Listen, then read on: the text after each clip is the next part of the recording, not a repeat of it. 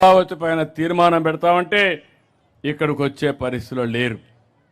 ఇంకో పక్క మీరు చూస్తే ఢిల్లీలో లోకసభలో రాజ్యసభలో వ్యతిరేకించిన ఏకైక పార్టీ భారతదేశంలో ఏం పార్టీ అది? పేరు చెప్పాలనా? మీరు మర్చిపోవాలి, రాష్ట్ర ప్రజలు మర్చిపోవాలి, పీడ విరగడ కావాలి రాష్ట్రానికి. అలాంటి పార్టీ అది. ఈరోజు కొత్త స్లోగన్ తీసుకున్నాడు, మ్యావిగన్ అంటూ. నాకైతే అర్థం కాల, డిక్షనరీలో కూడా చూసా, ఎక్కడ దొరకల. బుద్ధి లేని వ్యాఖ్యలు, నవ్వులాట వ్యాఖ్యలు. అంటే ఏంటిది నాకు అర్థం కావడం లేదు. అంటే తెలుగు జాతి ఆత్మగౌరవం పట్టలేదు. దుర్మార్గమైన రాజకీయాలు, నేరాలు ఘోరాలు చేసే ఆలోచనలే. వీళ్ళకు ప్రజల గురించి పట్టింపు లేదు, రాష్ట్ర భవిష్యత్ అంతకంటే లేదు.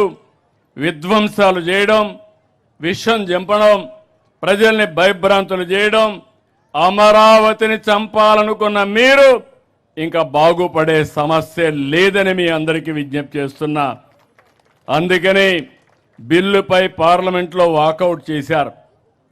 శాశ్వతంగా మీరు ఆ పార్టీని బ్యాకప్ ఏం చేయాలి? బ్లాక్అవుట్ చేయాలి. అప్పుడే వీళ్ళకి బుద్ధి వస్తుంది. రాజకీయాల నుంచి ఇలాంటి వాళ్ళని నేను చాలా రాజకీయాలు చూసా. 5 దశాబ్దాలుగా రాజకీయాలు చేస్తున్న 48 ఏళ్లుగా రాజకీయాలు చేశా. హేమాహేమిని చూశా, అనేక సమస్యలు చూశా. ఇంత చౌకబారు రాజకీయం, ఇంత నీతిమాలిన రాజకీయం నేను ఎప్పుడూ చూడలేదని చెప్పి నేను మీకు అందరికీ కూడా విజ్ఞప్తి చేస్తున్నా. అందుకనే ఈరోజు మిమ్మల్ని అందరినీ కోరుతున్నా, అమరావతి, ఆంధ్రప్రదేశ్, ఒక్క అమరావతినే కాదు, 3 మెగా సిటీలు విశాఖపట్నం, తిరుపతి డెవలప్ చేస్తాం. ప్రతి ప్రాంతాన్ని అభివృద్ధి చేస్తాం. అమరావతి ఒక స్ఫూర్తిగా ఉంటుంది. ఇక్కడ కూర్చుంటే ఎక్కడ లేని వైబ్రేషన్స్ వస్తాయి.